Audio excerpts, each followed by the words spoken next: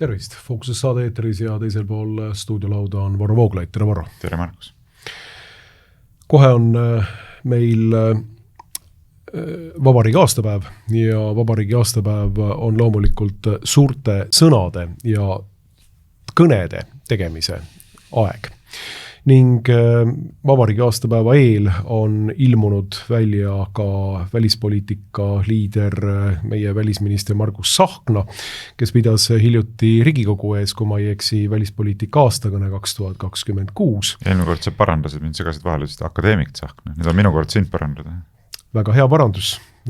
Võtan selle vastu, kui olen ise korduvalt, olen ise selle välja mõelnud, selle austusväärse termini ja kasutan seda uhkelt. No seda enam, et ikkagi üldiselt hea kultuur näeb ette, et inimeste puhul ei jäeta nende tiitlid nagu mainimata. Täpselt. Kui need on auga välja teenitud, ma mõtlen. Välisminister akadeemik Margus Tsahkna. Just. Oleme siis täpselt tema tiitlite osas. Võib ka muidugi öelda veel välisminister akadeemik Margus Johhaidi Tsahkna, kui veel päris täpne olla. Kui päris täpne olla, ja absoluutselt. Vabandust, nüüd vahele segasin, aga ma ei saanud jätta seda parandamata. Ei selles mõttes, vaata, sina oled ju pikalt olnud nendes koridorides nüüd, kus tegelikult ka ikkagi riigivalitsemine käib ja on väga selge, et me siin alllinnas ei tea kõiki selliseid peensusi, mis seal ülalinnas on, et on väga teretulnud tegelikult sellist mõistlikku, kuidas öelda, kriitikat ja ka niimoodi sellist instruktsiooni jagamast, et see on ainult hea.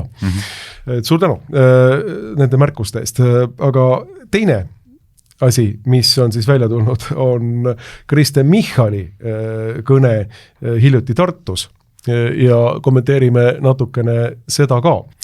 Aga kui nüüd siis välisminister akadeemik Margus Johhaidi Tsahkna kõne juurde tagasi tulla, siis siin on kommenteerimist nii mõndagi ja tegelikult sellise üpriski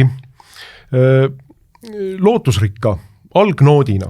Ma lugesin siit välja tegelikult seda, et Margus Tsahkna on igati solidaarselt meelestatud meie vastu.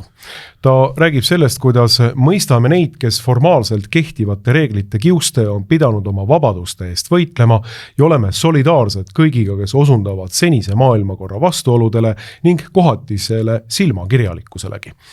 No ütleme nii, et oleme meiegi ju pidanud formaalselt kehtivate reeglite kiuste võitlema oma vabaduste eest, et Eesti Vabariigi põhiseaduses on ju kirjas, et meil on liikumisvabadus ja kehalise puutumatuse vabadus ja igasugused muud huvitavad vabadused, sõnavabadus ka näiteks, aga sellest hoolimata oleme pidanud Eesti Vabariigis, kus sellised vabadused justkui kehtivad, võitlema nende eest siin koroona ajal, olukorras, kus valitsus üritab kehtestada ka veel sõnavabadust piirava vihakõne seaduse ja siis oleme pikalt, 10 aastat vähemalt siin juba osutanud sellise maailmakorra silmakirjalikkusele ja vastuoludele, mille peale Margus Tsahkna ütleb, et vähemalt on ta solidaarne meiega. Ma ei tea, kas ta jagab kõiki meie aluspõhimõtteid, aga tundub, et ta on solidaarne.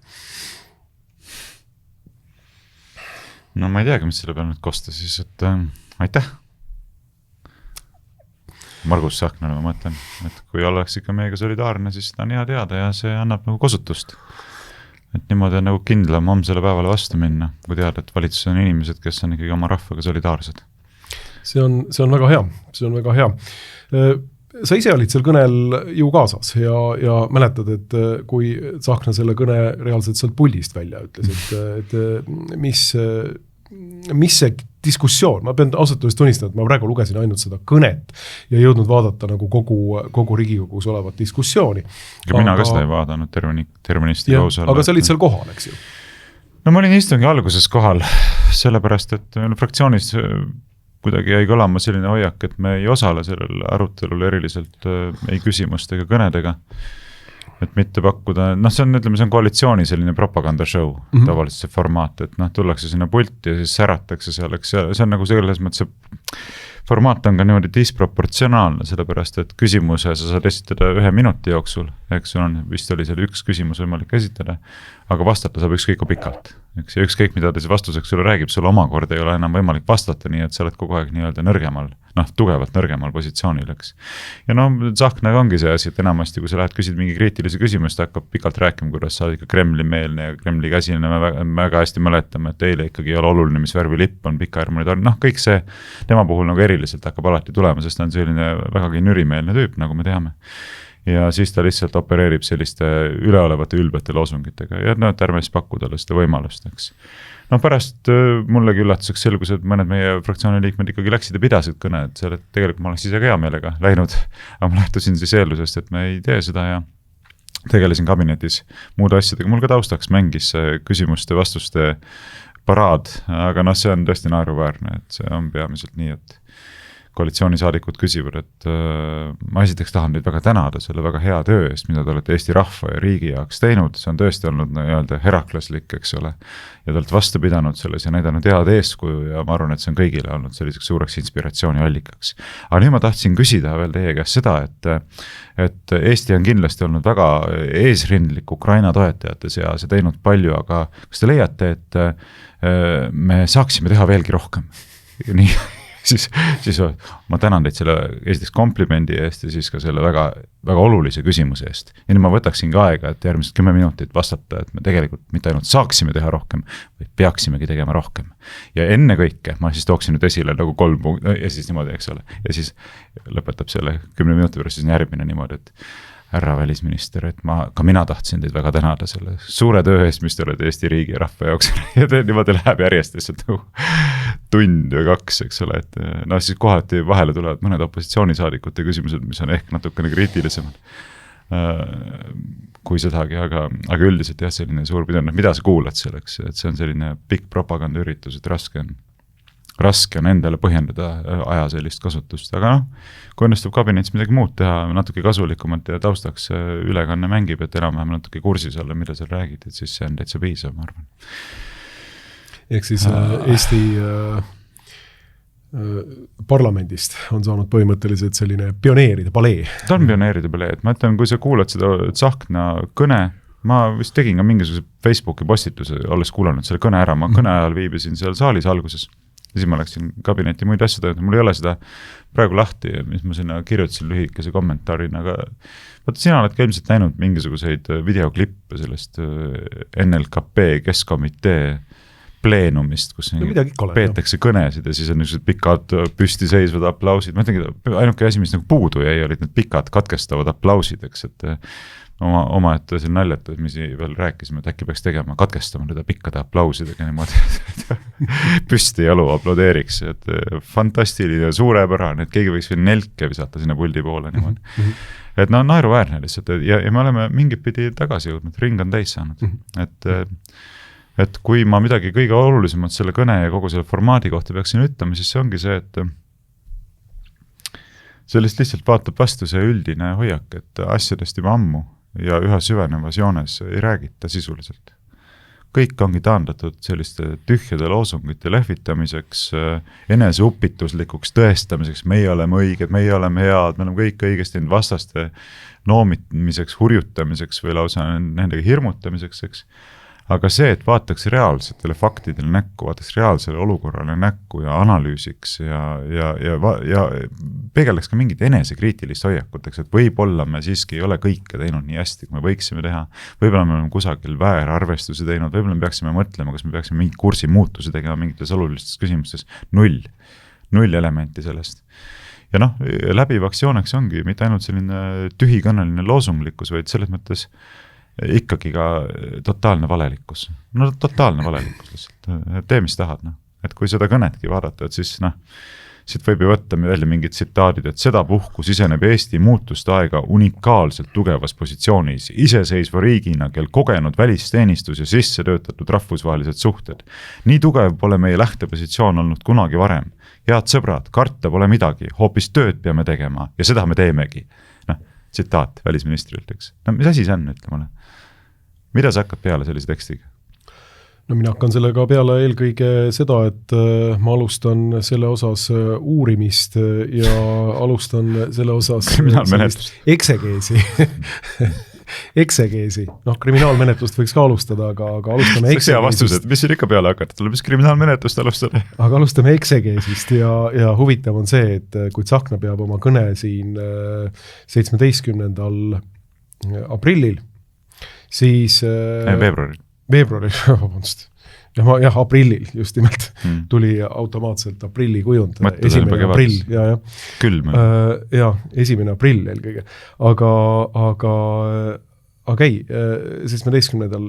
veebruaril siis sama sisulise asjaga on tulnud, kui nüüd eksegeesi välja ütelda, juba peaaegu kuu aega varem. Ei no muidugi, ametlikud jutupunktid. Ametlikud jutupunktid tulnud välja ei keegi muu kui Välisministeeriumi kantsler Jonatan Vseviov, kes ütleb, et Eesti pole olnud varem nii heal positsioonil murdeajastusse sisenemiseks. Ja rekordmadala sündivusega ja elektrihindadega juba 3-4 aastat langeva majandusega ja kõik oma relvad ära andnud põhimõtteliselt, et me oleme geniaalses positsioonis, millega siseneda murdeajastusse lõhenenud rahvaga, olukorras, kus rahva tegelikku kaitsetahet ei ole üleüldse mõõdetud, olukorras, kus inimesed põhimõtteliselt on võõrandunud riigist, väga oluline kodanikkonna osa on võõrandunud täiesti riigist võõraks jäänud riigile. Ei taha enam sellest riigist kuulda mitte midagi, ütleb Vseviov, et me oleme põhimõtteliselt kõige paremal positsioonil üleüldse Eesti ajaloos murdeajastusse sisenemiseks, mis on ju selline, mis põhimõtteliselt näitab ka kogu selle kõne nii-öelda autorlust, eks ju. Seda siin Vseviov väidab ERR-i eetris juba kuu aega varem ja siis välisminister akadeemik Tsahkna tuleb ja kordab seda põhimõtteliselt peaaegu sõna-sõnalt oma kõnes. Kuu aega hiljem. Kõik ju teavad, et ega akadeemik ise seda teksti ei kirjutanud. No selge see. Ja ega tekstil viga ei ole. Tekst on päris hästi koostatud. Jääksin lugupidavalt eriarvamus. Ei, ma mõtlen, et tekst on tekstuaalselt päris hästi koostatud. Sa mõtled, et kirjavigu ei ole liiga palju? Kirjavigu ei ole liiga palju. Ja tegelikult kõnena täitsa hästi, retooriliselt kõnena täitsa hästi koostatud. Seda ma pean vormiliselt. Et pole hullu. Ju meil on natuke erinevad maitsed. Ei, ma ütleks, et päris hea. Mina tahaksin näha puldis inimest, ma ütlen ausalt, et kui peetakse kõnesid, ma mõtlen, miks ei või ka välisminister tulla? Näiteks sellega, et hea küll, et teate inimesed, mul on teile täna 5 olulist punkti, millest ma tahan rääkida. Sa kirjutad need 5 punkti omale kaardi peale ja siis räägidki nendest 5 punktist. Esimene, eks, see teine punkt, 3. punkt, 4. punkt. Et ma ei saa tegelikult üleüldse aru, et mis hea kõne see on, kui tuleb minister pulti ja vuristab kogu jutu ette, eks. Loeb ette maksimaalselt kiiresti, siis ka ei jõua lõpuni, sellest ikkagi üle planeerinud. Et seal istungi juhataja pidi teile kordusevalt märkusi tegema, ma juba andsin teile nüüd nagu oma armust, eks selle 2 minutit rohkem, kui teil aega oli ette nähtud ja see mees muudkui laseb edasi üha kiirenemas tempos, üritab oma jutu kõik ära rääkida, et saaks kiiresti lõpuks ikkagi jõua, eks ole. No, ma ei tea, kas tegelikult see on see küsimus, et ma vaatan Riigikogu liikmete kõnesid ka, kes on natukenegi puutunud kokku selle ChatGPT-ga, see tunneb ära. Ja, selle tuleb ära. GPT koostatud teksti, eks. Ta on natuke niisugune, ei ole nagu, kasutab mingeid väljendeid ja konstruktsioone, mis ei ole nagu meie keeles eriti levinud ja sellised nagu, ikkagi annab tunda veel. Ja isegi kohati nagu annab tunda läbi selle, et on nagu liiga kuidagi selline nagu tead selline võib-olla liiga viimistletud tekst isegi, et tavaliselt inimesed niimoodi ei kirjuta, eks, mingid kujundid ja asjad, mis on nagu üle pingutatud ja sellised, et ja kui Riigikogu liikmed, ma ei hakka nimesid nimetama, sest ma ei taha lihtsalt seda teha kellegi personaalküsimuseks, kui ma võiksin, lähevad parlamendis pulti ja vuristavad oma teksti ettes üha tihemini tunned, sa ei ole seda ise kirjutanud.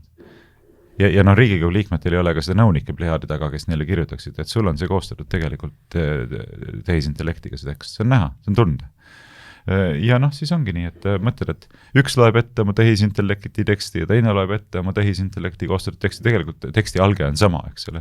Opositsioonipoliitik ja koalitsioonipoliitik loevad mõlemad ühe sama algega teksti ette, eks ole, millel on lihtsalt antud erinevad sisendid. Koosta mulle palun, eks ole, kõne, mis kannatakse ettekanda parlamendi puldist, mahuks 8 minuti sisse ja rõhutaks enne kõike näiteks seda ja seda sõnumit, eks ole.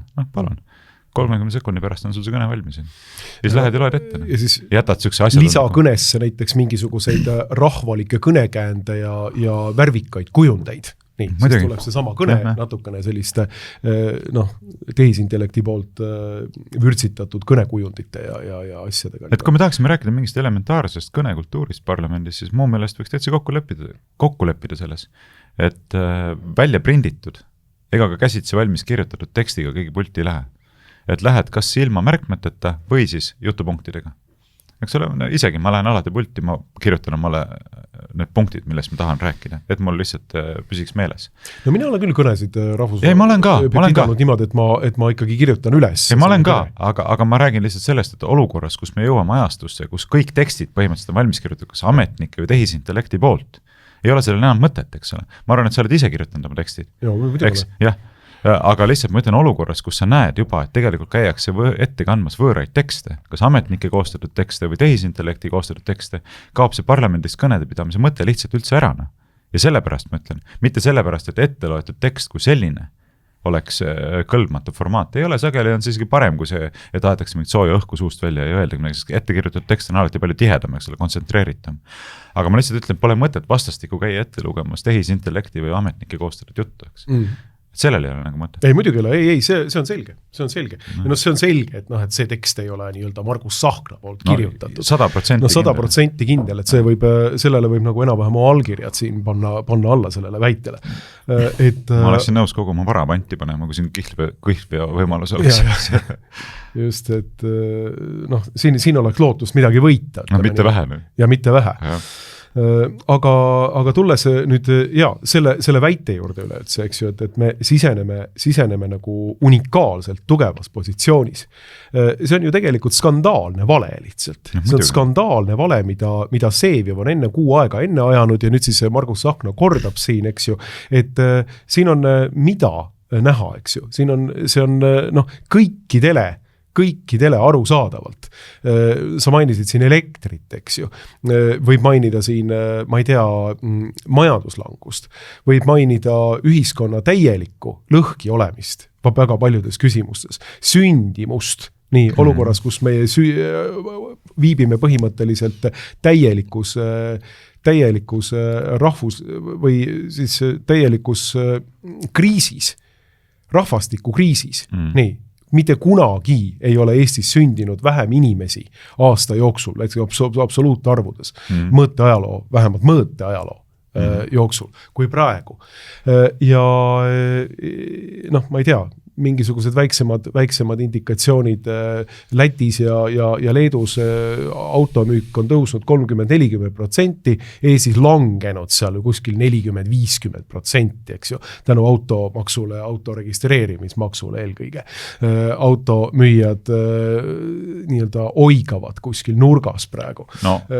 Aga peaminister oma kõnes, mille juurde me ilmselt ka tuleme mingil hetkel, ütles sulle kohe vastu, et tsiteerin, rahvus, mida kaitseb iseseisev riiklik korraldus ja mis kasutab oma kõrgel tasemel arenenud keelt, ei sure välja demograafilistel põhjustel.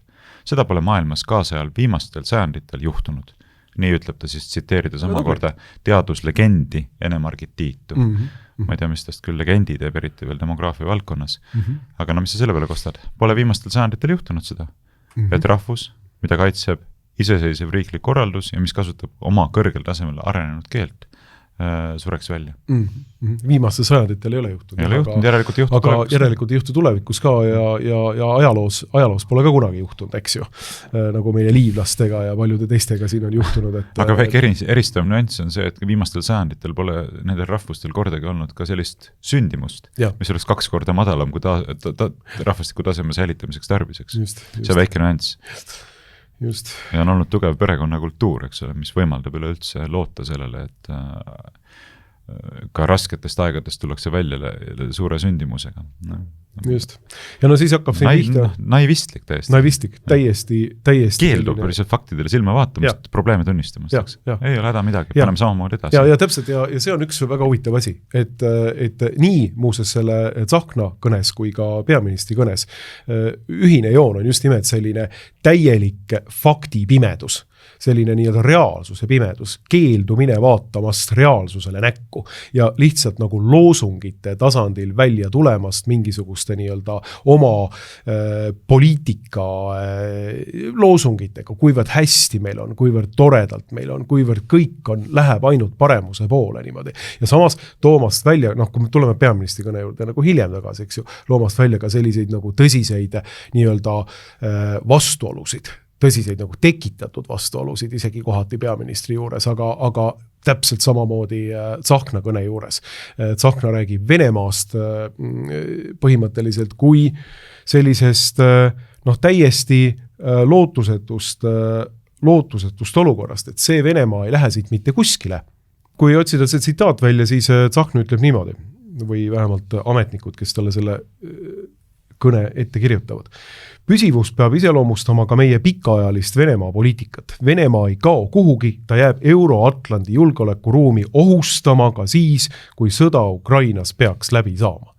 Ehk siis Venemaa kui selline on Eesti välispoliitikale ja diplomaatiale alaline muutumatu ohuallikas.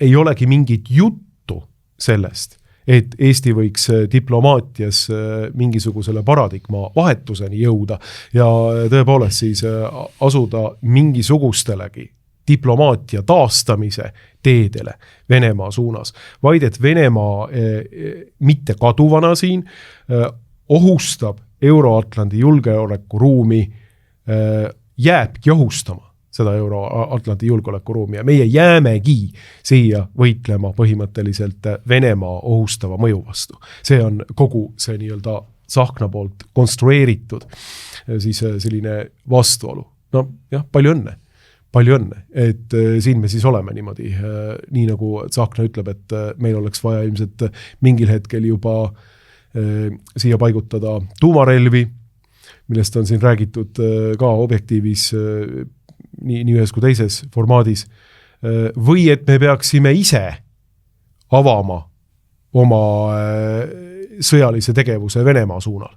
Et just kui meie oleme need, kes esimesena ründavad Venemaad üldse. Nii nagu Tsahkna andis mõista Müncheni julgeolekukonverentsil antud mis see saksa väljaanne nüüd oli? Deutsche Welle, täpselt. Deutsche Welle reporterile. Et see on selline asi, millest nagu üldse ei räägita, et siin mingisugune paradigma muutus võiks tulla. Ei, see on paigas. Need kivid on paigas. Ei, no jaa. Nii ta on, aga see on oluline selle juures on minu meelest see, et tuleb aru saada, et see on valik. See ei ole paratamatus, vaid see on valik. Ja eks see valik ongi tehtud sellise paradigmaatilise vundamendina. Eks, et kogu see seltskond ongi ju tegelikult võimul püsinud ja loodab ka edaspidi võimul püsida läbi selle, et jääb püsima selline paratamatusena tunnetatud hirm Venemaa ees. Eks. Et nii see on olnud, nii see jääb olema ja selles osas mingit muutust ei tule. Ja muidugi ma saan aru, miks nad sellest huvitatud on, sest et nagu öeldud, see ongi see, mis on nüüd võimule toonud ja see on see, mis neid loodetavasti ka võimul hoiab. Et kui siin mingit paradigmaatilist nihet ei tule, et siis jah, isikud võivad vahetuda, aga samad grupid jäävad meie üle võimu teostama igal juhul. Nii et ootuspärane, et nad sellist juttu räägivad muidugi. Et kuidas siis sellele vastu astuda on üks selline väga tõhus meede, mille Tsahkna siit välja toob, on see, et üks selline näide, kuidas siis teha praktilisi samme ohu ohjeldamiseks. Praktilised sammud ohu ohjeldamiseks on see, et üks näide on Euroopa ukse sulgemine Venemaa agressioonisõjas osalevate isikute ees. Me ei taha näha tänaseid roimareid homsete turistidena oma tänavail. See on siis üks selline konkreetne meede, kuidas praktilised sammud, kuidas Venemaad heidutada sellega, et mitte lubada turiste Amsterdami ja Berliini ja igale poole mojale. No, ma ei oska nüüd hästi palju isegi midagi kommenteerida või öelda, et see tundub nii kuidagi nii märgist mööda kogu see jutt, et ei päriselt, ma selles mõttes ei ürita isegi nagu nalja teha kuidagi, et nii nagu mina asju mõistan ja tunnetan, on need probleemid niivõrd mujal. et mulle natuke tundub see kõik sellisel viisil, et meil maja põleb, aga me arutame siin, et millal kurgid peaks kasvuhoonesse maha panema, eks ole, et need on nagu lihtsalt täiesti tähelepanu kõrvale juhtivad sellised retooriliselt kindlasti kütkestavad piruetid, aga me tegelikult ei peaks üldse nendest asjadest rääkima. Et mulle tundub, et see probleem on lihtsalt niivõrd palju fundamentaalsem, et ma vaatan, kui Michal ja Tsahkna ja Pevkur ja nad kõik armastavad ju rääkida, et näiteks me oleme siin tõstnud kaitsekulutusi, 5% SKT-st või 5,5 isegi SKT-st pandud sinna kaitsekulutuste laiemalt või kitsamalt mõistetuna, et me kõik magame ju nüüd selle võrra kindlamalt, paremini, eks ole, et me tunneme, et Eesti on paremini kaitstud. Ei tunne. Mina küll ei tunne. Minu meelest iga mööduva kuuga, mis see seltskond on võimul, on Eesti üha rohkem ohustatud. Te lihtsalt riisute rahvalt raha meeletus koguses, selleks, et suunata see erinevate kaitsetööstuse sektori ettevõtete ja selle ümber paiknevate satelliitide taskusse, aga Eesti julgeolek muudkui halveneb kogu aeg. Halveneb. Ja miks ta halveneb? Ta halveneb peamiselt sellepärast, et ei ole suutelised üleüldse ellu viima Eesti huvidest lähtuvat poliitikat. Need on hästi lihtsad asjad, et meil ei ole mõtet siin rääkida midagi sellest, kas lubada mingisuguseid endisi, ma ei tea, Venemaa armee liikmeid kuskile turistidena. See on mingid detaili küsimused, eks ole. Nendega ei ole mõtet tegeleda, kui me ei tegele põhiküsimustega. Ja põhiküsimus seondub paljuski sellega, millele osutus ka president Karis. Eks?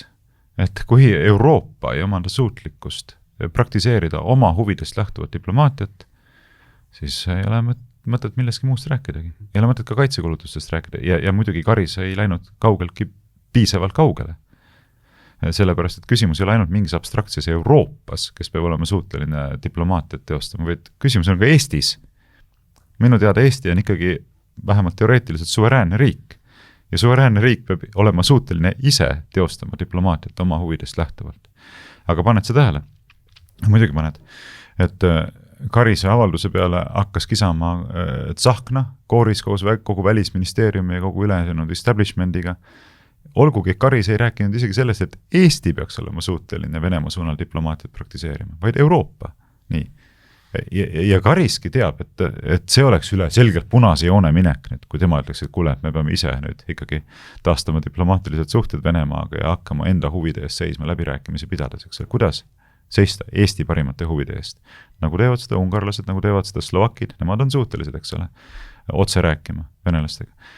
Ja ma tean, eks ole, et see, mis me siin räägime, sellele ei pöörata enam tähelepanugi, et see ei ole lihtsalt ei ületa uudise künnist, aga kui keegi Eesti valitsuse liikmetest või president või Riigikogu liikmetest, kelle hääl veel ikkagi oluliseks peetakse, midagi sellist ütleks, siis see oleks enam-vähem võrdsustatud nagu riigi reetmisega. Kujutad ette, milline kliima on pandud kehtima, et kui Eesti poole peal keegi teeb üleskutse praktiseerida diplomaatiat selleks, et seista Eesti huvide eest, siis see on enam-vähem riigi reeturlik käitumine.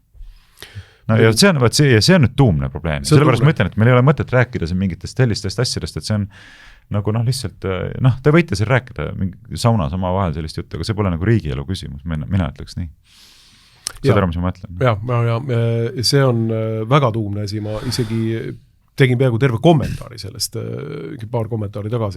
Et see ongi see küsimus, et tegelikult Tsahkna kriitikaga, aga Karise väljaütlemised, mis puudutab nüüd siis tõepoolest nii-öelda Euroopa erisaadiku toomist Venemaa kõnelustesse, loomulikult astudes väga selgelt Kaja Kallase jalgele sellise ettepanekuga, eks ju, et Euroopa erisaadik peaks olema Euroopa diplomaatia juht Kaja Kallas, eks ju, aga ta on mänginud niivõrd nurka, et ta ei ole võimeline ju üldse mitte midagi Venemaa suunas tegema, eks ju. Ta kuskil kiljatas isegi, et mis erisaadik ja minu ametikoht on juba olemas. Kiljatas. Kõik vaatavad piinlikul kõrval. Aga ta on alles hiljuti kuidas välja tulnud. Kuidas teile seda ütelda, proua Kallas, et ametikoht on olemas, aga kuidagi ei kanna välja vist. Ei kanna välja ja ei ole mingit lootustki, et tema saaks mingiks erisaadikuks või tema oleks. On ju öelnud selgelt, me ei räägi Euroopast mitte midagi, enne kui teil on mingisugused inimesed, kellega on võimalik midagi üldse rääkida. Absoluutselt ja see oli nagu otsene, kuidas öelda, viide siis Karise poolt sellele. Aga aga teine tasand on see, et Karis on tegelikult sellega välja öelnud, et Eestil puudubki igasugune iseseisev välispoliitika. Et me ei hakka ega püüdlegi selle poole siin üldse, ka mina presidendina ei pane teile ette ju seda, et ma tahaksin siin mingisugust nii-öelda Eesti diplomaatilist kanalit avada Venemaa suunal. Ei. Me ainukene eesmärk on ju see, et võib-olla oleks Euroopas mõni parem inimene, kes Venemaaga läbi räägiks, eks ju. Ja see oleks nagu ainult nagu, kuidas öelda, Euroopa praeguse madalseisu diplomaatilise täieli põhjamutta vajumise tasandi natukenegi nagu üles tõstmine, et siin mingisugunegi nagu tase oleks olemas Euroopas, eks ju. Et Kaja Kallas on viinud Euroopa diplomaatiana täieliku farsi tasandile, eks ju. Hiljuti tuli ta välja nüüd nende ettepanekutega, et mida siis Venemaale teha, et milliseid nõudmisi esitada Venemaale, põhimõtteliselt just nii nagu liitlased tuleks praegu nagu Natsi-Saksamaa juurde või ma ei tea, Jaapani, keisri Jaapani juurde ja ütleks, et millised nõudmised peaks olema, kujutad see ette, Venemaa armeele, millised nõudmised on Venemaa armeele siis Kaja Kallasel, kuidas peaks Venemaa oma armee koosseisu vähendama. Et sellise ebaadekvaatsuse ja hullumeelsuse juurde on jõudnud siis Kaja Kallas, eks ju, eurooplased naeravad selle peale kõik, rääkimata venelased vist ei viitsi naerda enam selle peale, et see on juba niivõrd vana nali Kaja Kallase puhul. Aga Karis seda öeldes on öelnud, et meil tegelikult Eestil puudub igasugune iseseisev välispoliitika ja tegelikult ju Tsahkna ütleb täpselt samamoodi, et meie põhimõtteliselt peamiselt keskendume ainult oma liitlastele ja maailmas liitlaste kaudu sellise poliitilise ruumi kehtestamisele, kus Eestil võiks olla siis lootust iseseisvusele ja Eesti iseseisvuse garanteerimine nii-öelda, aga meil endal selline aktiivne hoiak selles osas puudub. Presidendi väljaütlemine nagu suurepäraselt kinnitas seda. Eks see toobki meid küsimuse juurde sellest, et mida me siin iseseisvuspäeval siis ikkagi tähistame. Kui poliitika on selline, millest nähtub, et reaalselt riikliku iseseisvuse ideaalist on lahti öeldud, selle poole enam ei pürgitagi, siis mida me tähistame siin? Et jällegi tekib küsimus, et ausale inimesele on nagu jube raske seda mängu nagu kaasa mängida, eks. Et on kaks varianti, me kas käitume iseseisva riigina ja siis tähistame oma riiklikku iseseisvust või käitume riigina, mis on lahti öelnud iseseisvuse ideaalist ja siis, ma ei tea, loobume sellest mingist iseseisvuspäeva tähistamisest. Sest see ei saa nagu mingit skisofreeniat lõputult praktiseerida, eks ole, et tuleme ühel päeval siin jälle kokku ja teeme paraadi ja räägime, kuidas Eesti on iseseisev ja sõltumatu ja langetab kõik oma otsused ise ja oma parimatest huvidest lähtuvalt ja siis järgmisel päeval, eks ole, tuleme tagasi jälle sellesse modaliteeti, et ega meie nüüd ei saa küll, eks ole, venelastega mingisugust diplomaatilisi suhteid siin praktiseerida, aga äkki Euroopa ikka võiks natukene midagi siin, eks ole, meie eest ka nagu kosta või niimoodi, kuule, mis see on siis, Ma tsiteerin Tsahknat siin kohe. Olgu siinkohal veel kord rõhutatud, Lääne-Venemaa poliitika probleem pole dialoogi kanalite, vaid kindlameelsuse defitsiit. Me ei poolda agressori ennatlikku integreerimist maailma majandusse ja ammugi mitte Euroopa julgeolekusse. Ehk siis Eesti eesmärk on pigem takistada Euroopas selliste nii-öelda diplomaatiliste kanalite loomist, kui me nüüd siit välja loeme selle, ja pigem olla nii-öelda kindlameelsuse poole peal. Ehk siis mitte mingisugust läbirääkimist Venemaaga ei saagi olla, mitte mingisuguste kanalite avamist ei saagi olla, diplomaatilist suhtlust null ja seda käsitletakse siis kindlameelsusena. Selle defitsiiti näeb nüüd Tsahkna nagu muutuvas siin maailmakorras ja olukorras, kus NATO võib kokku kukkuda Euroopas, eks ju, et selle defitsiiti näeb siin, et me peaksime nagu veel rohkem võtma selle positsiooni, kus ja Eesti peab seda positsiooni kogu aeg lükkama, et me jumala eest ei hakkaks mingisuguseid diplomaatilisi suhteid Venemaaga siin arendama. See on Eesti huvi, kujutad ette, Eesti huvi rahvusvahelisel areenil suhtes Venemaaga. Aga siis ongi nii, nagu oli Teherani ja Jalta konverentsidel 1943 ja 45, kui ma õigesti mäletan. Et ei ole meid kusagil laua ümber. Meie oleme nii kindlameelsed, eks ole, meie ei ole nõus kuskil laua ümber minema, siis jagatakse ära. kas maailm jagatakse mõjusfäärideks uuesti ära ja mitte ainult mõjusfäärideks, vaid võib-olla ka lihtsalt territoriaalsete ambitsioonide teostamiseks halvemal juhul, eks. Ja sina olid nii kindlameelne, et sina oma huvide eest ei seisnud, siis kui oli vaja seista. Ja tulemus on see, et kogu mäng käis üle sinu pea ja käibki, loomulikult käibki, eks ole. Mitte ainult üle Euroopa pea, vaid kaugelt üle Eesti pea. Kaugelt üle Eesti loomulikult. Vaata, kui siin on need Euroopa liidrid tegi mingisugused kohtumised olnud Ukraina küsimuses, siis tervel real kohtumistel ju enam Eestit ei olegi kaasatud. Et Macron ja Starmer ja Merz seal kohtuvad midagi ja võib-olla tehakse mingisugune sümboolne telefonikonverents, kus 5 minutit saab Eesti peaminister ka midagi ütelda ja siis tehakse linnuke kirja, et kaasatud ja ongi kõik. Ei nali on ju selles, et Euroopa suurt diplomaatiabossi ei kaasata nendesse kõnelustesse, et Starmer ja teised Macron teevad isiklikku suhtlust ja Kaja Kallas ei ole seal laua taga, et see on ju see nali. Rääkides nagu lisaks veel, seda olukorda nagu väga selgelt kirjeldab ka see, mida Tsahkna siin edasi ütleb. Ma jälle tsiteerin akadeemikut. Akadeemikud on sellised inimesed, keda tasub tsiteerida. Nad kirjutavad tarka juttu. Sama kindlalt, kui soovime uude ajastusse kaasa võtta territoriaalse terviklikkuse ja suveräänsuse põhimõtte, et see oli siis esimene põhimõte selles nii-öelda epohhi loovas kõnes. Me tahame minemikku jätta impeeriumi ja mõjusfääride idee. Nii, Eesti eitab impeeriumi ja mõjusfääride ideed. Me ei tunnista kunagi ühegi riigi õigust oma rahvusvaheliselt tunnustatud piiridest kaugemale ulatuvaks privilegeeritud huvide sooniks.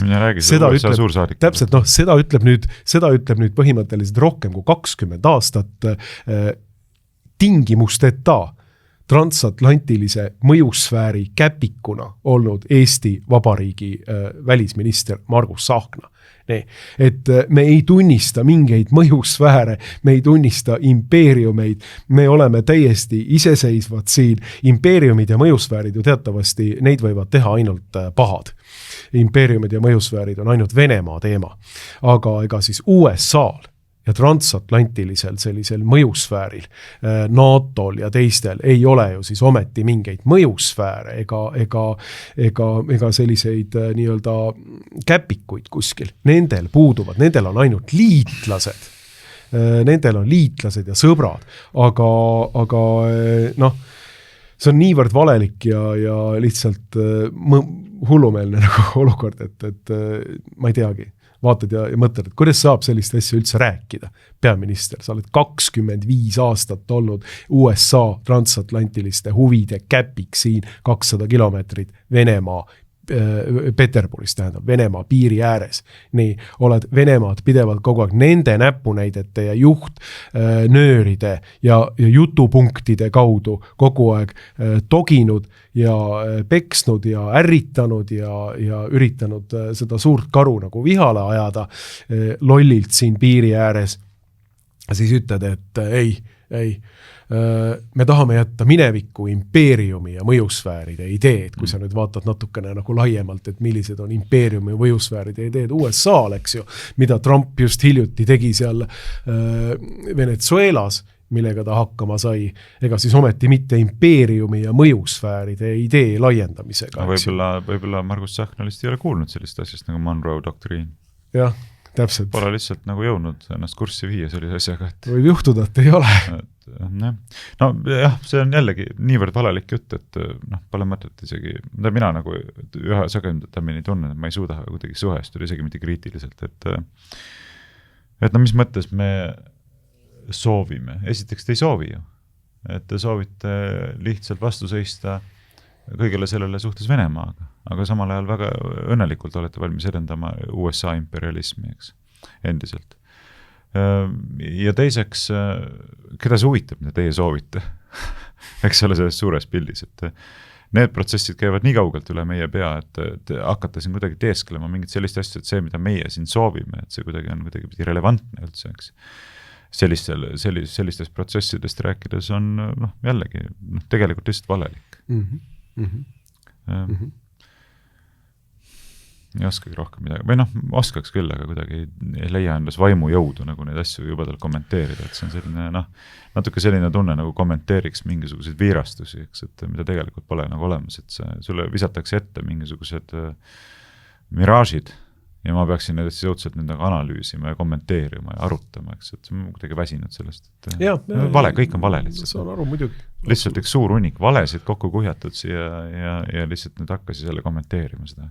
Ja üheks selliseks Eesti poliitika, välispoliitika peamiseks suunaks on see, et hallid alad, nüüd kui Eesti üheks eesmärgiks on loomulikult nagu meelekindluse osutamine suhtes nüüd siis igasuguse diplomaatilise läbikäimisega, et see nurjata juba eos, et ei tekikski mingeid diplomaatilisi kanaleid Venemaa suhtes, siis teine tasand või selle praktiline lahendus on see, et Euroopas tuleb hakata kustutama selliseid võimalikke halli alasid, et ei tekiks neid või et needki, mis on, tuleks tegelikult ära lõpetada. Et Tsahkna räägib siin sellest, et sõda ja ebastabiilsus on Euroopas ikka alanud nii nimetatud hallidest aladest, vaba Euroopa ja muu maailma vahel.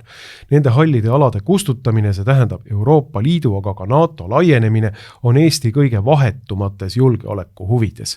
Nii, et sellist riiki põhimõtteliselt, mis püüdleks, hoidku selle eest, mingisuguse nii-öelda neutraliteedi poole näiteks, ei tohi üldse olemas olla. Et tegelikult selline NATO ja Euroopa Liidu pidev laienemine, ja see on väga huvitav, et Tsahkna käsitleb ka Euroopa Liitu sellise selgelt nii-öelda, või meie välisministeerium käsitleb sellise selge nii-öelda nii geopoliitilise kui ka ideoloogilise tervikuna, et see ei ole hall ala, et Euroopa Liit on ikkagi selline kuidas öelda, geopoliitiline, maailmavaateline tervik, eks ju. Et siin on juba võetud riik mingisugusesse, kuidas öelda, konglomeraati, millel on väga selge oma, mitte ainult mingi kaubanduslik või mingisugune muu tasand, vaid väga selge poliitiline ja maailmavaateline tervik, kuhu see riik on vastu võetud, eks ju. Rääkimata NATOst loomulikult, eks ju. Et meie huvi on see, et Euroopas ei olekski selliseid sõltumatuid ja neutraliteedi poole pürgivaid riike üldse. Muuseas huvitav on see, et siin Tsahkna räägib sellest, kuidas Eesti toetab Valgevene opositsiooni ja teisi asju. Üks väike pisikene asi mulle meenub, et seda ta ei maini enam, et Eesti toetaks Gruusia opositsioon, et ta ise käis omal ajal Sakartvelo karjumas Gruusias ja hüplemas seal parlamendi väljakul.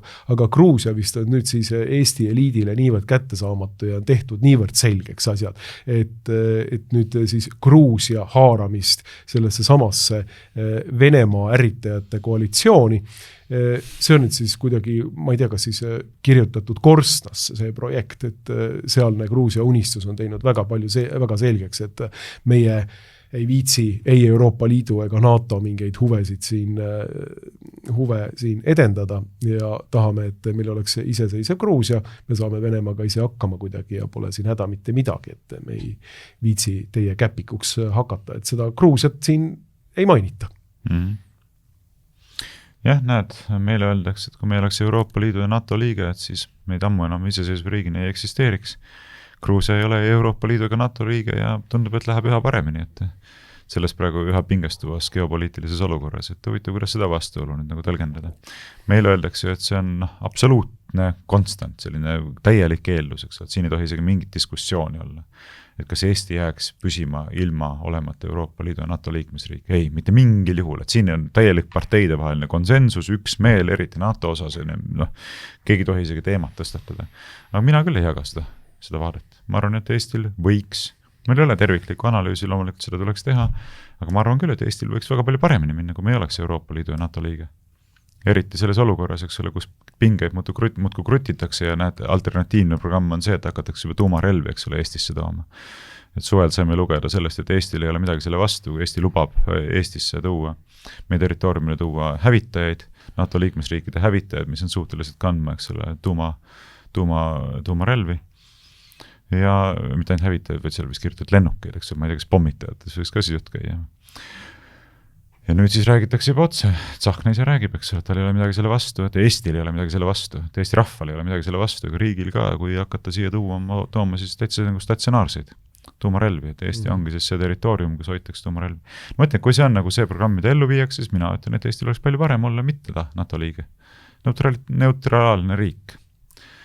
Ja ma ei häbene küll seda välja ütelda, nii et kui iga kord, kui räägitakse seda, et selles osas meil on ju täielik konsensus, et keegi ei kahtle ju selles, et Eesti peab olema Euroopa Liidu riige, Eesti peab olema NATO liikmesriik, Eestis peab olema 5,5% SKT-st pandud riigikaitsekulutustest, ma alati mõtlen, et ma ei jaga ühtegi nendest positsioonidest, tingimata, et kõik need peaksid olema legitiimse ühiskondliku arutelu objektiks, aga ma saame aru, et kõik need on osaks sellisest suurest baasvalest, millele ehitatakse siis kogu meile esitatav nii-öelda detailsem narratiiv. Jah, nii ta on. Lahe oli lugeda sellist lõiku sellest kõnest. Sul on see kõne ikka õige südamesse? Ma olen ta läbi töötanud. Akadeemik Tsahkna talendi suur austaja. Analüüsinud korralikult selle kõne läbi, et et vaata, ega ei ole kui ma sellise doosi sisse võtaksin, nagu sa oled võtnud, siis ma nädal aega siruli. Vaata, ega ei ole niimoodi, et ikka kui nagu Eesti välispoliitika, kuidas öelda siis nagu tipp, Margus, akadeemik, välisminister, akadeemik Margus Johhaidi Tsahkna tuleb välja sellise strateegilise analüüsiga, Pohhilova tekstiga. Üle pikka aja on selline nagu Eesti välispoliitika strateegiline nii-öelda kogu haare välja paisatud, et mida me siis nüüd tegema hakkame, siis minu kui kodaniku kohus on ikka see läbi lugeda ja ikkagi südamesse võtta, et vaadata, et mis siin nüüd siis on. Ja tõesti ma olen selle läbi lugenud ja need tsitaadid siit välja toonud, aga ma toon veel siis. Ma olen su hinge elu pärast juba mures austel. Pole hullu. Kui sa võtad sellist kraami nii palju, nii suurtes kogustes sisse, siis ei saa jätta oma märki jätmata. väga võimalik, et see on juba mulle märgi jätnud. Aga õhtul missale minema? Absoluutselt eksortsisti juurde. Okei, aga räägime sellest kõnest veel edasi. Strateegiliselt peame suhtuma, ütleb Tsahkna, ka oma maavarade valitsemisse. Kriitilised toormed on, nagu nimigi ütleb, tuleviku majanduse ülalpidamiseks kriitilise tähtsusega. Võib liialduselt öelda, et see, kes kontrollib ligipääsu kriitilistele toormetele, kontrollib ka tulevikku. Meie soovime oma tulevikku üle otsustada ise ja see tähendab vajadust vältida tarneahelate kinnistumist kellegi teise kontrolli alla. Me mäletame seda, et Tsahkna alles hiljuti tuli välja sellise ideega. Eesti huvides on see, et USA võtab meie muldmetallid enda kasutusse, ütleb siis Tsahkna. Siin on otsene tsitaat, see ei ole mitte Ameerika huvides, vaid see on meie huvides.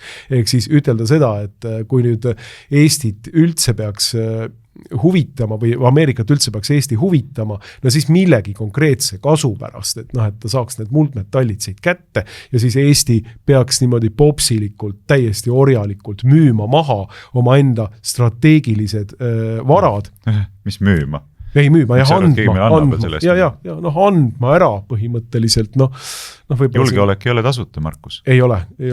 Ja andma ära oma strateegilised varad, et USA-l oleks siis mingisugune huvi kaitsta seda nii-öelda muldmetallide kaevandust siin, vähemalt nii kaua, kui see kaevandus siin on, et see on siis nagu aga kui me paneme need infokillad kokku, siis võiks ju küsida sedasi.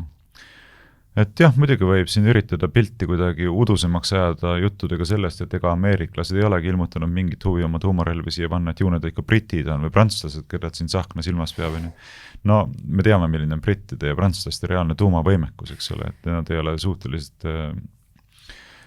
kindlasti panema välja sellist programmi, mida võiks, eks ole, ellu viia siit Balti riikide territooriumilt, et tegelikult me räägime lääneriikidest ikka ühest suurest tuumariigist ja selleks on Ameerika Ühendriigid.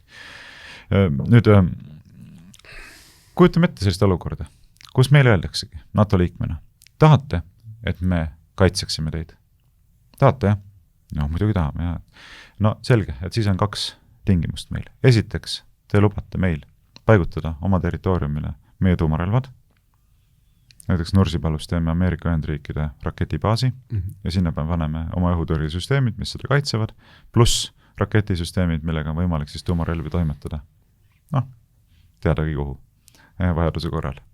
Ja teiseks, selle eest, et me teile sellist kaitset pakume, te peate loovutama meie korporatsioonidele ligipääsu oma muldmetallidele ja fosforiidile. Et see on siis teiepoolne riiklik tasu selle julgeoleku eest, mida me teile pakume. Sest julgeolek ei ole tasuta, nagu te ise aru saate, eks ole. Alternatiiv on see, et need kaitske ise ennast. Vaadake, kas see tuleb teile odavam välja või, kui see, et te loovutate meile muldmetallid ja fosforiidi. 2 tingimust, võtke või jätke. No loomulikult seda avalikult ei tehta, aga seda tehakse nii-öelda kaadri, kuidas öeldakse siis nagu eesriide tagustes diplomaatilistes kanalites. See on nüüd meiepoolne tingimus. Te aastakümneid olete Ameerika Ühendriike ära kasutanud läbi selle, eks, tegelikult meie oleme teie vallutussõdades osalenud ja kes keda ära on kasutanud, selle üle võiks nagu pikemalt rääkida. Aga retooriliselt öeldakse, et olete ära kasutanud Ameerika Ühendriike, meie oleme pidanud kinni maksma teie julgeolekut, nüüd on selline asi, et esiteks hakkate ise maksma ja teiseks lubate meil siia rajada oma sõjaväebaasi. Mida siis öeldakse Eesti poolt? Ja ma ei pea ainult seda silmas, et mida ütleb siis Kristen Michal ja Reformierakond või mida ütleb siis Lauri Läänemets ja sotsid, vaid ma küsin, et mida ütlevad siis ka konservatiivid. Mis see vastus on? Väga paljude konservatiivide praegust reaktsiooni arvestades võiks ütelda, et kui selleks Ameerikaks on Trumpi Ameerika, siis laske käia. Ma nagu hästi kujuta ette, kuidas öeldakse, et see pole meie huvides ja sellega me nõus ei ole. Ei, aga meil on väga selgelt välja kujunenud see konservatiivne leer, kes ütleb, et Trumpi Ameerika kõik oma 3-täheliste organisatsioonidega täpselt sama ja identse põhimõtteliselt poliitikaga, mida Ameerika on teinud oma doktriinidest lähtuvalt kümneid aastaid igal pool oma režiimivahetuste ja kõikide muude asjadega. Nüüd hakatakse režiimi vahetama Iisraeli huvides jällegi Iraanis. Ilmselt siin lähipäevadel vaatame, mis kaasa toob, et kas võib-olla ärkame jälle uuesti üles nagu siin iseseisvuspäeva või Eesti Vabariigi aastapäeva 24. et 3-4 aastat tagasi vist juba. 4 aastat tagasi hakkas Ukraina sõda, et võib-olla me siis näeme, et tööle on pandud nagu tõsisem konflikt USA ja Iraani vahel ja mis viitab võib-olla mingisugusele 3. maailma sõja sellistele väikestele seemnetele juba, mida külvatakse seal. Et lähipäevad jälle toovad selles osas ka, aga põhimõtteliselt kui meil on nagu terve rida inimesi ja konservatiivid samuti, kes ütlevad, et tegelikku probleemi ei ole, kui meie päästja ja messias Trump on seal USA pukis, esitades siis Eestile need samad nõudmised, mida sa siin praegu ütlesid. Nii, siis ma arvan, et väga paljud ütleksid, et okei, väga hästi, suurepärane. No võt, mina ütleksin sellise juhul, et me NATOst välja astame. No, mina see sama moodi. Eksistentsiaalne oht Eestile. No, absoluutselt. Sa oma kommentaaris seda käsitsid ka, ma ise ka reedesel saates ütlesin seda, et ja me oleme nendest asjadest ka varem palju rääkinud, et sellisel juhul me näemegi, ja see ongi see, mida ma olen ka kunagi sel teemal rääkides ja kõvasti ma mäletan avalikult hurjutada saades silmas pidanud, et NATO liikmelisus võib kujuneda Eestile väga suureks julgeolekuohuks. Kujutate ette, mis ta nüüd ütles, eks ole, et NATO liikmelisus võib, justkui NATO tahaks Eestit rünnata. Ja ma ei ole seda silmas pidanud, et NATO liikmesriigid tahaks Eestit rünnata. Aga kui NATO liikmeks olemine saab olema mõtestatud sellisel viisil, et seda teostatakse mitte Eesti huvidest lähtudes, vaid NATO suurte jõuliste juhtivriikide, ennekõike Ameerika Ühendriikide huvidest lähtudes, siis see võib tähendada seda, et 3. maailmasõda peetakse maha meie territooriumil, eks? Ja siia jääb alles ainult selline tuumatuhk, eks ole. Ja sellisel juhul ei ole ju raske aru saada. Kuidas? NATO liikmelisus võib kujuneda meile väga tõsiseks julgeolekuohuks, nii et kui sellised nõudmised esitatakse ja ma mõtlen, et Tsahkna need väljaütlemised viitavad sellele, et kaadri taga justkui olekski mingisugused sellised jutud juba käinud. Ja see ei tähenda seda, et Tsahkna need nagu ise välja mõelnud. Ja, et kui ta hakkab ikkagi avalikult rääkima, meie oleme tegelikult valmis ka selleks, et meile paigutatakse siin tuumarelvad ja räägib teise kopsu tõmbega, räägib sellest, eks ole, et tegelikult on meie huvides see, et USA võtaks meie muldmetallid enda käsutusse, no siis ma eeldan, et kaadri taga ongi mingisugused sellised vestlused juba toimunud. Miks ta peaks muidu sellist juttu rääkima? Et siis on julgeolekuoht, mina ütlen, ja sellisel juhul peab väga selgelt ütlema, et Eestil oleks, kui see nii on, siis oleks Eestil tagumine aeg kaaluda neutraliteedipoliitikale üleminekut. Minu kindel seisukoht. Ei häbene välja öelda ja tagasi ka ei võta. Jah, jah, mina olen kogu aeg lähtunud sellest printsiibist, et NATO liikmelisus võib olla eripalgeline, et NATOs võib olla erinevalt viisil ja ma ütlesingi, kui see nii on. Kui on selline eeldus, siis et Ungari on selle tõestuseks, et NATOs võib olla erineval viisil, Türgi kaudselt samuti, et NATOs võib olla ajada oma enda poliitikat, kui on piisavalt tugev poliitiline ja maailmavaateline alus, eks ju, et seda Eestil ei ole. Eesti on põhimõtteliselt ära transatlantiseeritud kogu oma ametnikkonna, kogu oma poliitikkonna, kogu oma nii-öelda rahvusvaheliste suhete spetsialistide vallas. Ma olen tõesti kindel, et seal on nagu päris palju erinevaid agente sees, kes saavad, kelle eesmärgiks on kogu selle nii-öelda NATO ja transatlantilise gestalti paikapanemine, lauluraamatu juhtimine, joa juhtimine, sinna, kuhu juga on vaja juhtida ja selliste eelkõige nagu vähemate, aga seda ustavamate inimeste nii-öelda ümber tekitamine, sellise ringi ümber tekitamine, eks ju. Mida ju tegelikult nii Välisministeeriumi kui Kaitseministeeriumi kui kogu teiste nii-öelda strateegiliste ministeeriumite, siseministeeriumi samuti nii-öelda selliste kaadripoliitika on näidanud siin nende viimaste 10 aastate jooksul, eks ju. Et see on olnud põhimõtteliselt Eesti nagu transatlantiseerimine, Eesti nomenklatuuriseerimine, eks ju, et teha, et see oleks üks selline plokk, mis kui midagi peaks juhtuma, käitub ühe blokina, et siin mingit diskussiooniruumi ei ole. Jah. No võt, mina ei teagi, mida siia nii väga lisada, aga eks see paneb meid nagu õnnetusse olukorda siin vabariigi aastapäeva eelõhtul, et selline, mis see meie iseseisvus kahjuks on ja mis on eriti kurb on see, et ei ole ka näha, kus see olukorra paranemine võiks tulla, sest et mingisugused baasvaled on tegelikult omaks võetud üle poliitilise välja. No need samad asjad, millest me räägime. Eks, et ega siin ei olegi nagu seda, et kui tegelikult ei ole inimesed suutelised või tahtelised enesekriitiliseks reflektsiooniks ja selleks mõistmiseks, et võib-olla me oleme pikka aega lähtunud eeldustest, mis ei vasta tõele, viinud ellu agendat, mis ei teeni Eesti parimaid huve, siis meil ei ole ka põhjust loota, et midagi head võiks kogu sellest asjast välja tulla, eks ole, et siis jätkub variatsioonidega liikumine sama programmi elluviimiseks ja paraku see tagajärg on ette nähtav. See ei too Eesti rahvale mitte midagi head, suure tõenäosusega toob see meile katastroofi varem või hiljem. Nii on. Ja Kristen Michali kõne, mida me lubasime käsitleda, aga ilmselt see käsitlus jääb natukene pinnapealsemaks kui see eksegees siin Tsahkna kõne osas, siis tegelikult toob selle nagu väga selgelt jultunult külmalt välja, et mida siin nagu ikkagi see nii-öelda nomenklatuur teha tahab. Et Michal ütleb väga selgelt, et meie nägemus on selge, Eesti peab olema agressiivselt tulevikku suunatud riik, igasugused muud sellised ideed, ideoloogiad, nägemused Eestist tuleb välja tõrjuda ja me oleme põhimõtteliselt need, kes... Mida see üldse tähendab, ütleme? Mida see tähendab? Ma ei tea. Agressiivselt tulevikku suunatud riik. Minu meelest kõik liigume tulevikku, et see paratamatult kohad minevikku pole nagu võimalik liikuda. Et... Ma ei tea, mida need tähendavad. Kui sa küsid mu käest, et mida kõik see tähendab, siis ma tean nagu üldist printsiipi tegelikult, et mida see tähendab. Et see tähendab seda, et Kristen Michal ja Reformierakond põhimõtteliselt peab sellist kõnet, et ütleb, et see meie riik, mis ma eelmises kommentaaris rääkisin, see tegelikult sobitub nagu rusikas silmaauku siia, sellesse samasse temaatikasse. See meie riik on nüüd see.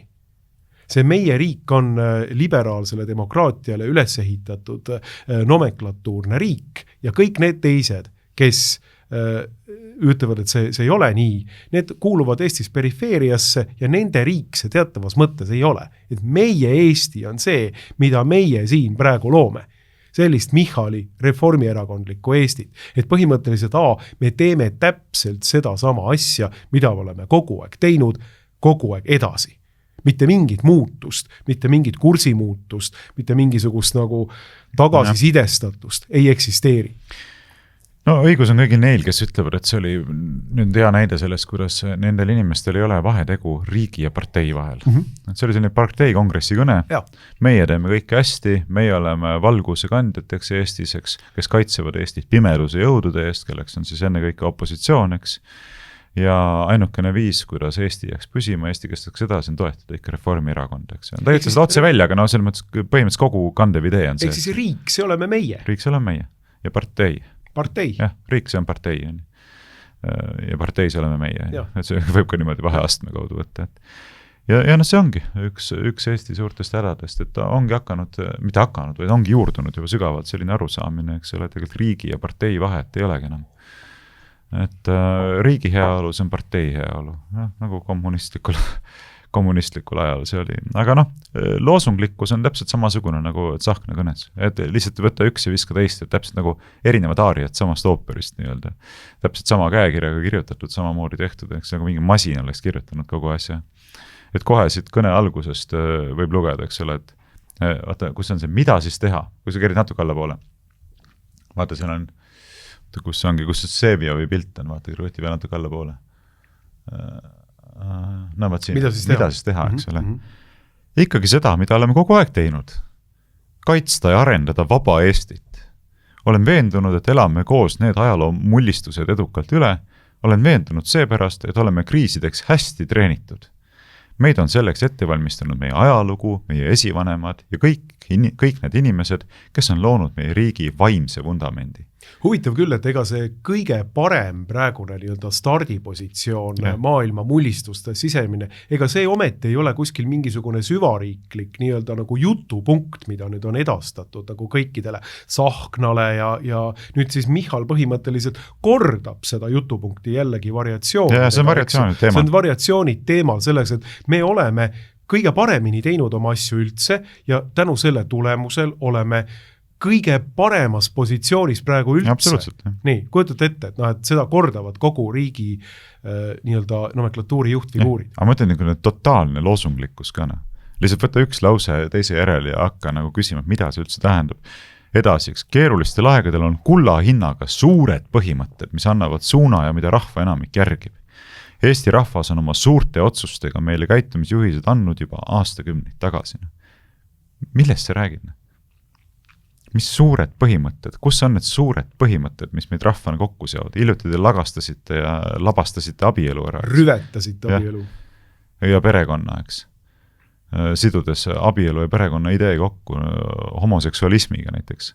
Nii et, aga rääkige meile, mis need suured ühised väärtused ja põhimõtted on, mis meid siin siis kokku seovad ja mille me oleme saanud pärandusena meie esivanematelt ja kõigilt nendelt inimestelt, kes on loonud meie riigi vaimse vundamendi. Räägi mulle lähemalt sellest meie riigi vaimsest vundamendist äkki. Aga ma võin peaaegu vastata sulle selles, et mis see on. No räägi. Et ma võin peaaegu vastata kehastudes peale homoseksualismi, ma mõtlen. Kehastudes Michaliks. Homoseksualism on äärmiselt oluline asi. See on lääne väärtusruumi üks võib-olla kesksemaid asju. Meie üheks nagu suureks põhimõtteks on tingimusteta integreerumine revolutsioonilise lääne ideoloogiatega, nii. Transseksualism, homoseksualism ja meie, kõik muu põhimõtteliselt, mis sealt tuleb. Kogu pakett, olgu iseseisvuse kaotamine, olgu, ma ei tea, rohepööre, olgu transseksualism, homoseksualism, olgu kõik tingimusteta. Ära unusta lapsetappu. Lapsetappu, loomulikult nii tuleb arvesse võtta siin. Väljasureva rahva üks niisuguseid nagu suuri reliikveid on riiklikult rahastatud lapsetapule vaba ligipääs. Ja ema üsas oleva lapsetapule vaba ligipääs. See on püha kohustus meil. See garanteerida Eesti rahvale, et ei, sellistesse ei saa. Ja nii, see tingimustenta integratsioon lääne revolutsioonilisse lagastatud kultuuriruumi, selle omaks võtmine, läbisurumine Eestis selle kaudu väljasuremine ning tingimusteta selline, kuidas öelda, patoloogiline kartus ja viha Venemaa vastu. Ma ei saaks ühe asja veel, mis on paralleelselt tuleb rahvas nagu lõplikult ära vaesustada. et see ka aitab kindlasti kaasa meie püsima jäämisele, et vaata, kuidas see oligi, ma siin lugesin ette, et olen veendunud, et elame koos need ajaloo mullistused edukalt üle, olen veendunud seepärast, et oleme kriisideks hästi treenitud. Nii. Ja nüüd mõtledki, et aga kuidas te nüüd siis nagu olete meid nagu kriisideks hästi nagu treeninud, ette valmistanud, et põhimõtteliselt inimesed ei jaksa oma elektriarveid maksta. Ma siis mõtlesin siin isaga arutasin, et ka sina ju ka mäletad väga hästi veel, et kusagil 10 aastat tagasi veel oli elektriarve midagi sellist, mida sa nagu see on nagu pannud tähele. See ei pannud tähele, panid püsikorralduse, et läks maha arvelt ja oli, ma ei tea, 30 eurot, 40 eurot, võib-olla mõnikord oli 5. Ei olnud, aga ma räägin lihtsalt, et mõnikord oli 20 eurot, võib-olla oli mingitel tingimustel, ma ei tea, 50 eurot, eks, mis oli juba väga palju, eks ole, pigem 20-30. Mina mäletan väga hästi seda aega. Ja nüüd oleme jõudnud olukorda, kus inimesed jaksame elektriarvelist ära maksta ja see ütleb, me oleme kriisideks väga hästi valmis, eks ole. Hiljuti Riigikontroll välja oma aruandega, et toidujulgeolek on täiesti tagamata. Riik on ise seadnud, valitsus on ise seadnud eesmärgid, milleni peaks jõudma, mis peaksid olema saavutatud, et siin, ma ei mäleta, kuidas see oli, ma ei mäleta, kuidas see sihttase oli, et 14 päevaks on tagatud toiduvarud kogu elanikkonnale vist, ja niimoodi peaks vist olema. Tegelikult reaalsus on sellest täiesti kaugel. Ei ole. On tagatud mingisugusele 10% populatsioonist 10 päevaks, umbes niimoodi oli see toiduvaru. Kui sa paned Riigikontrolli... Jaa, ma muuses oleme kommenteerinud seda siin... Ma ei mäleta peast neid numbreid, aga... Kristjan Mooraga ja Anti Kukkelaga seda sama Riigikontrolli raportit, mis ütleb... kuidas me siis hästi valmis olema kriisideks huvitav? Varjendeid pole, eks, võrdle soomlastega, kui palju neil on varjendeid elanikkonnale loodud. Eestis on üliminimaalselt Tallinnaski, kus need varjendid on, kuhu peaks olema inimestel võimalik minna. Sündimus on rekordmadal, lapsi juurde ei sünni, populatsioon vananeb. Ühesõnaga, lähed järjestiselt kriitiliste näitajate kaudu, eks. Energeetika osas olime veel, ma ei tea, 6-7 aastat tagasi olime elektrit eksportiv riik, nüüd on 3% elektrist meil juba imporditud, eks. Ise oleme ära suretanud oma iseseisva energeetika alused, põlevkivitööstuse energeetika näol, eks. Lähed lihtsalt samm-sammult edasi küsida, et aga millele tuginedes teil on see lootus, et me peaksime kriitilised ajad hästi üle elama? Rääkimata sellest, millest me juba rääkisime, eks ole, et teile ammutate seda väärtusfundamenti, mis meid üleüldse nagu riigina kokku seob. Selle kaudu lammutate ka kodanike kaitse taheteks. Et vähena inimestele ka elektriarved, mida nad ei jaksa ära maksta, tõsta veel kõiki teisi makse ka, eks ole, siis ütle, et me nüüd, mis see sõna oligi, et me rüvetame veel teie põhiväärtusseid puudutavad ühiskondlikud institutsioonid ära, eks ole, vaata siis, mis sul selle kaitsetahtega juhtub, eks ole. Kõik neid asju teed ja siis tuled ja lehvitad sellised loosungid, et me oleme hästi treenitud kriisideks hästi valmis, eks ole. Mina ei näe nagu seda lihtsalt, kus see nagu ratsionaalne pidepunkt sellises jutus on? No see kõne tegelikult läheb ikkagi sinna samasse auku nagu Tsahkna kõne loomulikult, aga see läheb veel aulisemate eelaste auku tegelikult, et umbes samasuguse kõne pidas omal ajal peaminister Kaja Kallas oma kuulsa Barbi kõne, et see läheb oma irdumiselt ja pahatahtlikkusest, reaalsusest irdumiselt ja pahatahtlikkusest nagu kogu ühiskonna suhtes, sellise samasugustelt alustelt. Aga Riigikontroll näiteks ütles väga selgelt välja, et ta näeb probleemi selles, et toiduvaru sihttase 10% toitu 30 päevaks ei ole seotud ühegi konkreetse kriisi stsenaariumiga. Nii. Et see on olnud täielik nagu laest võetud lihtsalt mingi asi. Nii, 10% toitu 30 päevaks. Huvitav, kes nende 10% hulka peaksid kuuluma niimoodi? Kas kõik riigi ametnikud või? Võib-olla kui me vaatame, et kõik riigi sellised teenistujad ja ametnikud kokku panna niimoodi sõja ajal, võib-olla siin ka sõjavägi kokku arvestada, siis nagu 10% oleks võib-olla täitsa, tulebki välja vaata, et peaaegu. Ja jääb ilmselt puudu, aga enam-vähem ongi see nii-öelda riigi ametnike nomenklatuur, kellele võib-olla riik siin näeb oma väliselt võib-olla laest võetud mingisuguse maksiimiga 10% toitu 30 päevaks, sest 30 päevaks mingi äraelamise. Ülejäänud võivad vaadata ise, kust põllult nad oma nii-öelda kardula või juurika millisest august kätte saavad. jah, ja mitte kuigi ammu saime lugeda siin neid uudiseid ka selle kohta, kuidas laskemoona oleks meil siin paariks nädalaks, eks huvitav, Ukrainas käib sõda nagu 4. aastat juba, et kuidas see kriiside üleelamine väga edukalt, nagu peaminister ütleb, siis välja nägema peaks nende asjade konteksti. Aga ma ütlen, siin ei ole tegelikult mõtet neid detaile analüüsida, sest me kõik saame aru, et see lihtsalt on jällegi üks suur unik valesid, millega polegi mitte midagi peale hakata. See on asi, mida inimesed peavad endale teadvustama, et põhimõtteliselt kõik, mida räägitakse, mis vähegi oluline on vale. Kõik on vale lihtsalt. Mõtlen, see on nii väsitav parlamendis, kui ma lihtsalt aju lülitab ennast sageli välja, ma ei jaksa kuulata enam seda juttu, lihtsalt ei jaksa nagu analüüsida, sest et lihtsalt läheb kinni ja enam ei võta sisse lihtsalt, et lihtsalt valetate, jutt on üdini ebasiiras, selline loosunglik, näitate kõike parema, nagu see tegelikult on ennekõike ise ennast, eks ole, oma tegevust, lihtsalt ja sellepärast ma ütlengi, et meil ei ole mitte mingit lootust mingisugusele paranemisele, kui ei toimu muutus sellises põhimõttelises alushoiakus ka poliitika tegemisel. Ei või valetada, eks. Et kui sul on inimesed, kelle puhul sa põhimõtteliselt tead, et nad ei ole ausad, siis ei ole mõtet üldse pöörata tähelepanu millelegi, mida nad räägivad. Mitte millelegi, tegelikult mitte mingisugust tähelepanu pöörata. Ainult selles mõttes on võimalik tähelepanu pöörata, et lihtsalt nagu näha, kuhu me liigume, eks. Aga selle sisulises mõttes ei ole mõtet tähelepanu pöörata. Et huvitav argument, eks ole, seda peaks kaaluma. Mitte midagi. Ja ma saan aru. Mida sa kuulad, kui valetaja? Kui sa tead, kui su vastas istub inimene, kelle kohta sa tead, et süstemaatiliselt valetab kogu aeg. No mida sa pöörata jutule tähelepanu? Ja see on tõsine probleem. Kes iganes tahab poliitilist kultuuri Eestis tervendada, peab alustama sellest põhimõtteliselt lahti ütlemisest valest. Muidu ei ole nagu mitte millelgi mitte mingisugust mõtet. Aga me saame seda alles nägema. Nüüd paari päeva pärast me lindistame seda saadet esmaspäeval, paari päeva pärast on vabariigi aastapäev ja alles siis tõmmatakse tõeline saak tavaliselt käima. Minu teada on isegi homme vabariigi aastapäev. Kas on juba homme või? Jah, lihtsalt väike detail. Siis on huvitav, jah.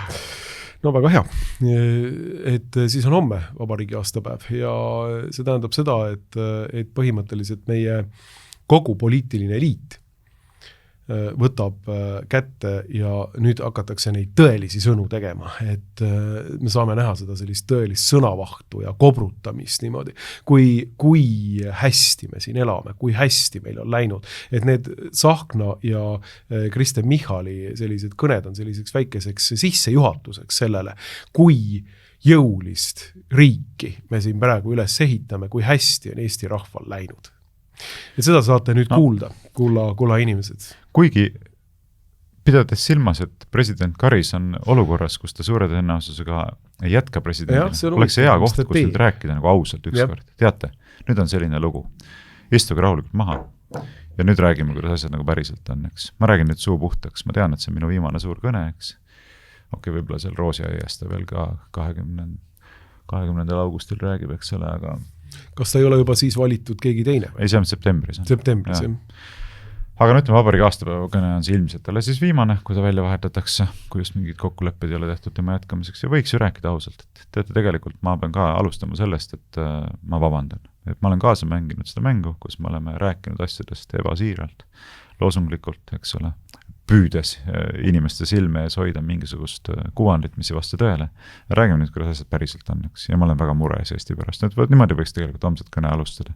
Aga suure tõenäosusega muidugi seda kuulda ei saa. No see oleks ajalooline kõne ausalt öeldes, kui midagi sellist Karis teeks, et Karis on liikunud nagu suurte sammudega tervemõistuslikkuse ja nagu normaalsuse poole, ütleme niimoodi.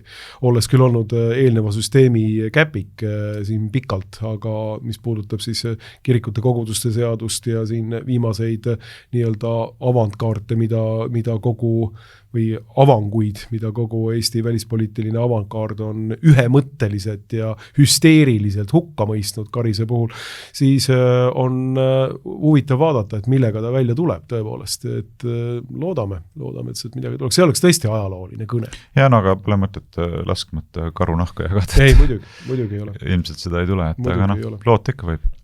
Või vähemalt osutada, mida tahaks näha nende loosungite lehvitamiste asemel.